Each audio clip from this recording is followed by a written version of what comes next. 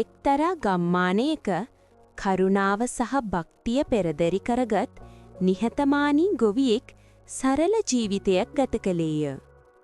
එක් මායාකාරී උදාසනක දෛවයෙන් එවූ තෑග්ගක් මෙන් දීප්තිමත් සුදු පැහැති එළදෙනක් ගොවියා අසලට පැමිණියාය. එදින සිට එම එළදෙන ගොවියාගේ වගාබිමට නිමක් නැති ආශිර්වාද රැගෙන ආවාය. නමුත් සෑම දෙනාම මෙම ආශ්චර්ය දෙස පිරිසිදු සිතින් බැලුවේ නැත.